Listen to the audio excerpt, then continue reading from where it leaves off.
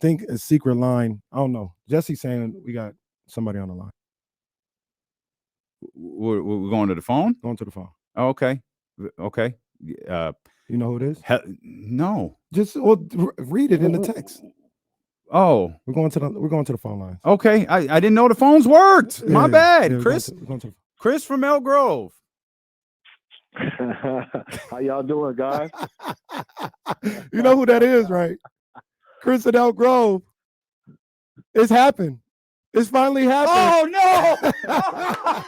Oh, no. It's finally happened. Oh, my God. Chris Haynes is on the phone.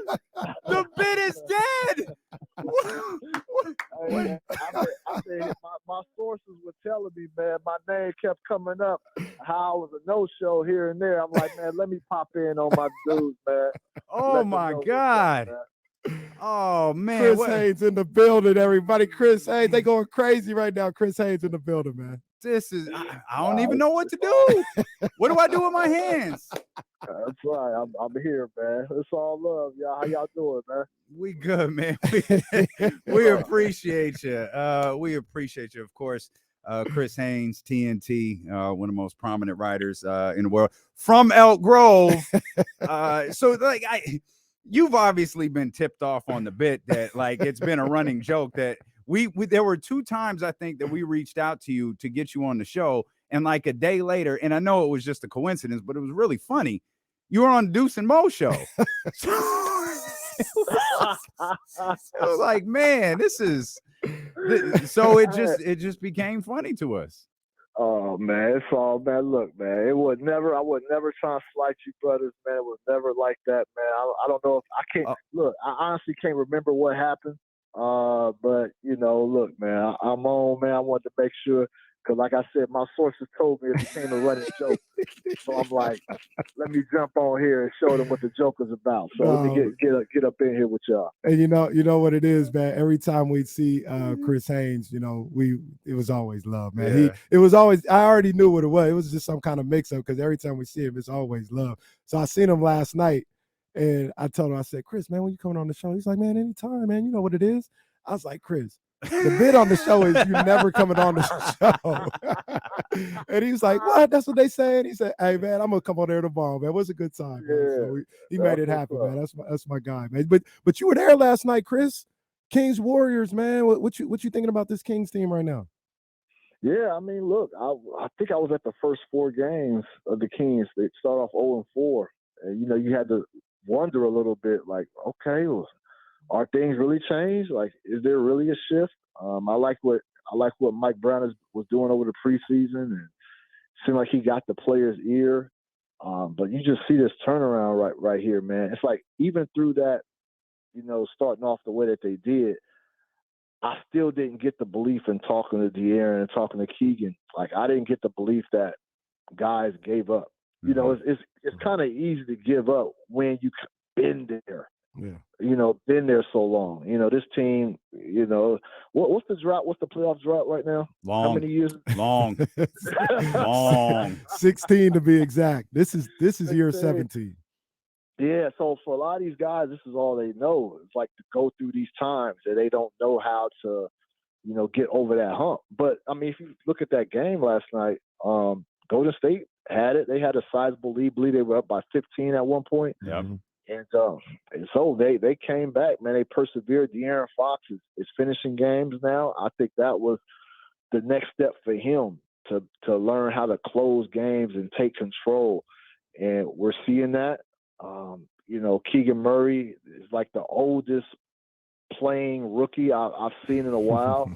Just the way that he carries himself. And so I was impressed. That wasn't easy to do, especially when there's a lot of Warrior fans in there rooting on the Warriors. That was a good win.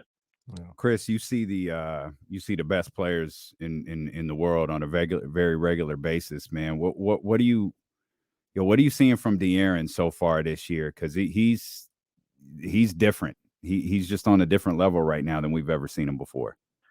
Yeah, he looks like he's ready and primed for that next step. And, you know, that's one thing Draymond Green, and talking with him last night, that's one thing he mentioned. I guess De'Aaron was on his podcast not too long ago, and that's what De'Aaron said. He wants to take that next step and to be an all-star player. And, we've all seen De'Aaron's skill set. We know what he was able to do. We know he had all-star. We know he's made of all-star material, but it just wasn't all put together. But it looks like he's taking that step, and not just him, but it looks like the team is a little bit better to where they can take a step together. And I think with De'Aaron, man, one of the fastest or arguably the fastest player we have in this league. We knew that, but I think he's added elements of his game where he's like shifty with it now. It's kind of I ain't gonna say it's easy to guard a fast player, but when that's all the player is, it prepares the defense to be able to try to counter that. But when you're shifty, when you can kind of stop and go, where you catch the defense off guard with your quickness or your speed. That's when you can really use it to your advantage. And, we're seeing that with De'Aaron. The outside shot, his shot is better now. So that's another weapon he has at his disposal. So, we're seeing this is the best of De'Aaron Fox that we've seen to this point. So, now it's time to see if he can even take it another step, as this season goes on. He's going crazy in the mid-range too. He's got that down pat, especially off the bounce, man. Another guy that is, when he's getting an opportunity to play, when he's not stapled to the bench in foul trouble, Domantas Sabonis. Last night, what was it, 26 and 22 and 8? 28. He's been phenomenal. What do you think about the way that he plays with this group? It seems like he is, at least offensively, I know he has some shortcoming on the defensive end, but offensively, he's perfect for Fox. He's perfect for guys like Malik Monk, Keegan Murray. He fits perfectly with what they're trying to do offensively. Unselfish guy. I mean, I'm old enough to have. That's funny now that I'm using that term, because usually old people use that term. I'm old enough to have seen, his pop play. I wasn't covering the league. I was about 9 or 10, but I remember, I remember when he was playing with Portland. It was a guy that can catch it, catch it at the top of the key, run the offense, catch it at the elbow. You can put the offense through him. He's a good passer. He's very unselfish. It's just like his pops was. So it seemed like it's a natural fit with him and those guys that can shoot, guys that can cut. And he can do that. And now he hit I believe it was 2 threes top of the key. You hit that consistently, man. That opens up a lot more for that offense. And so, Sabonis. I mean, look, he's an all-star player for sure. But I know he wants to try to do what hasn't been done in Sacramento for a long time, and that's get to a postseason. But it might be this year. It might be this year. I think if you look at the West. The West is still pretty good, but I don't think they're usually going into a season. You can look at the landscape of the Western Conference and you can say, oh, these 7 are in for sure. Period. Like you can do that from year to year. I don't know that you can say that there's 7 or even 6 that's there for sure. It's pretty. You got some of the top teams that that's going to be there when it's all said and done. But I don't know that you can say a handful of teams are going to be there for sure. So I think the Kings, right, if they stay healthy, I think the Kings are going to be right there, and they'll have a chance to make history. They're healthy and they're committed to the defensive end. How much of that, Chris, do you attribute to Mike Brown?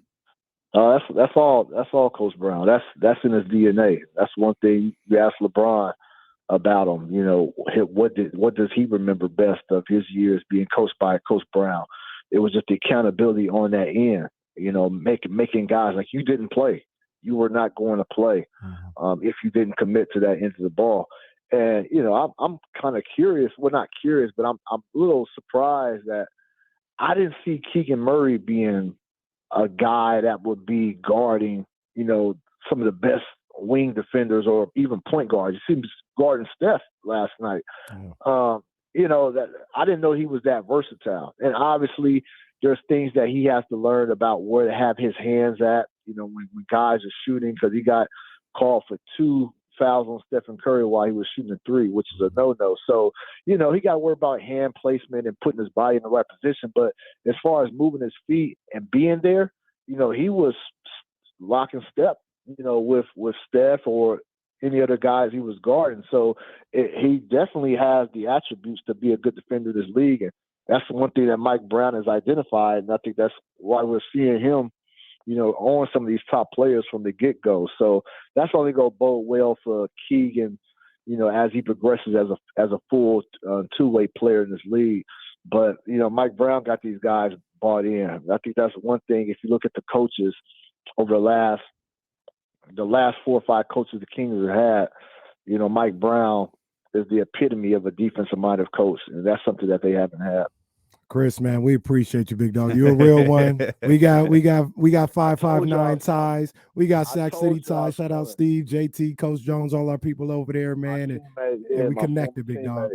Nah, for sure, man. I told you I was gonna come through, man. Once my sources gave me the word, I'm like, all right, let me go ahead and get there. Let me go ahead and get it for my boy. Hey, but nah, it's all love, bro. Real talk, man. I support my people, man. So I appreciate what y'all do, man, because I know how hard it is for us in this business and any business, but I know especially how hard it is in this business, man. So I want to be known for somebody to support my people. So it's all love. Absolutely. We appreciate you, Chris. man. Thank you, my brother. Y'all take care.